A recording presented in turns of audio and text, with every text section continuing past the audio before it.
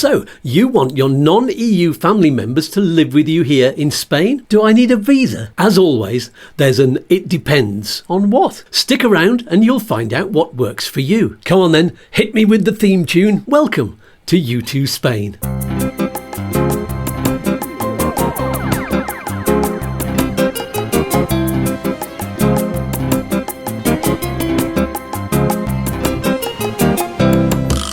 Let's get straight into it. Brilliant! On this video, I'll take you through the different ways you can bring family members to Spain so you know which one applies to you.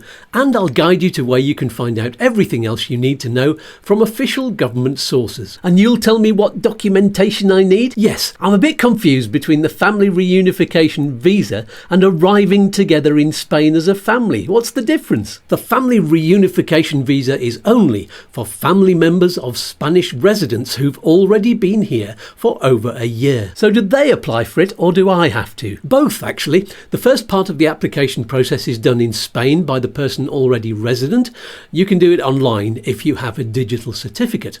Then, using the resulting resolution documentation, the family member applies through the Spanish consulate in their present country of residence within 2 months. I see. I'm going to give you all of the other details about the family reunification visa in a minute, but let's clear up the alternatives first, in case this is not the visa you need. Thanks, that'll save me a lot of time. So, if you're an EU citizen, that's if I hold a passport from an EU country? Correct. Then you can travel to Spain with your close family members without the need for a visa.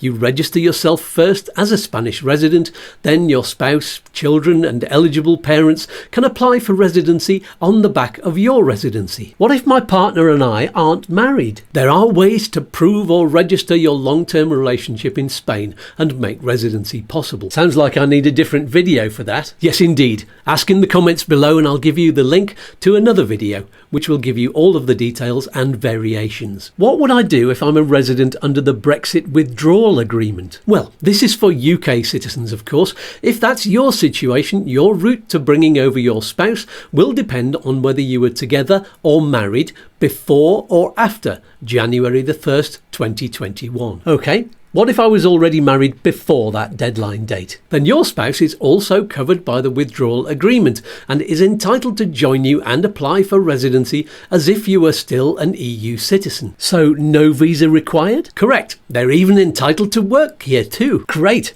What about if we got married after the deadline? Then your partner isn't covered by the withdrawal agreement, so you'll need to apply for the family reunification visa for them. Right.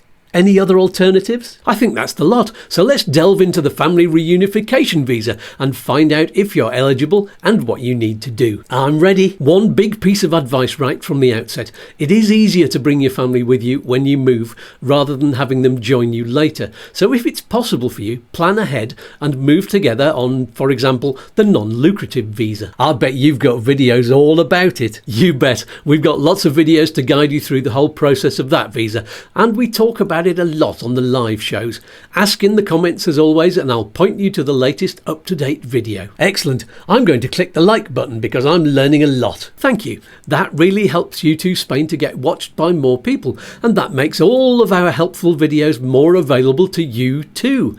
It's a win-win-win with a cherry on top. Fabulous. Right, back to the family reunification visa. What is it? In a nutshell, it's an immigration procedure by which anyone who's lived in Spain for at least a year can bring their close relatives here. So it's like having a probationary period. Basically, yes. It's where you get to prove you've passed all of the tests for continued residency before you bring your family over. You will need to have renewed your visa for your second year. That's what proves you've met the criteria. Okay, I've done that.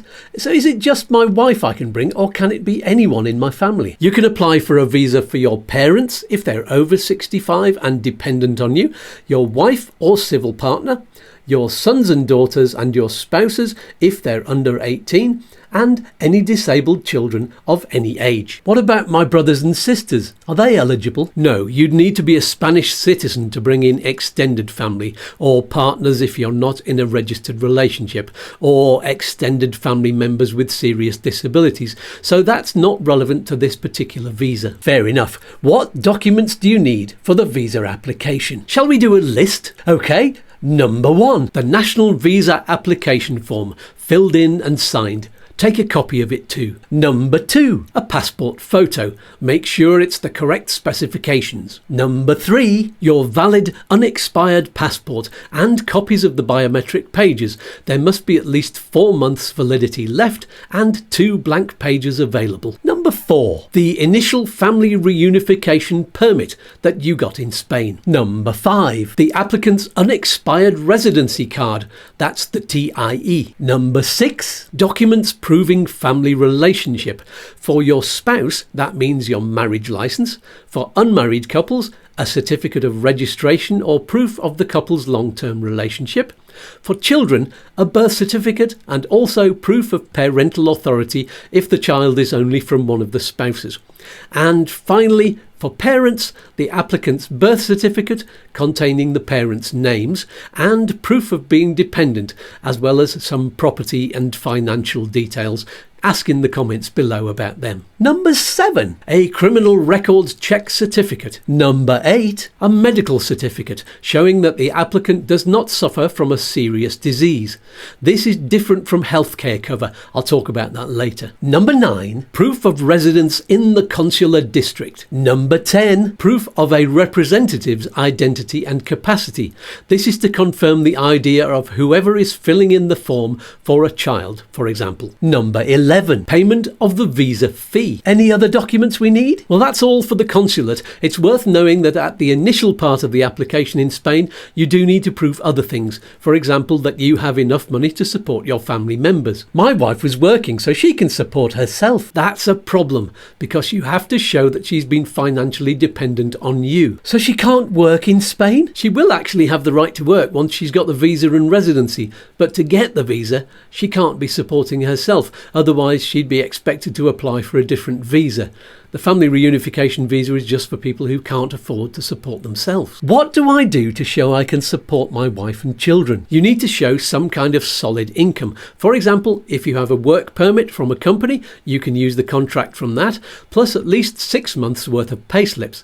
And just make sure it's a long-term contract. What if I'm self-employed? Then you'll need to show a corporate income tax return. How much do I need to be earning? For the first family member, you'll need at least 150% of EPREM, which means an annual figure this year of €10,800. What about the amount for my kids? For each additional family member, you need at least 50% of EPREM. So the annual figure is €3,600. And what proof can I give to show that I'm already supporting my missus and the kids? You can provide bank statements showing payments from you for things like rent, bills, living costs, school fees and things like that. Is that everything? Not quite. There are a few more things to do. For example, you need to prove that the home in which you and your family are going to live is appropriate. How do I prove that? You can get a housing report from your local town hall. And what will that say? It tells you what condition the house is in, how many rooms it has, how big it is, and how many people live in it. And what about health insurance? Yes, you'll already have health insurance if you're resident in Spain,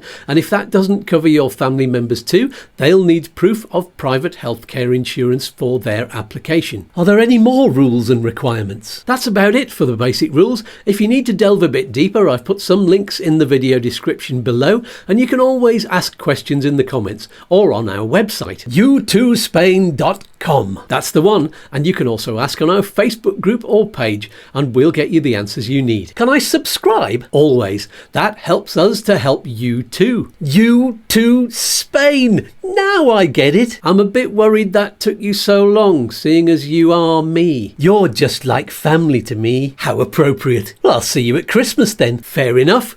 Peace and love. Peas and fluff. And I'll see you in the next video. Let's dance!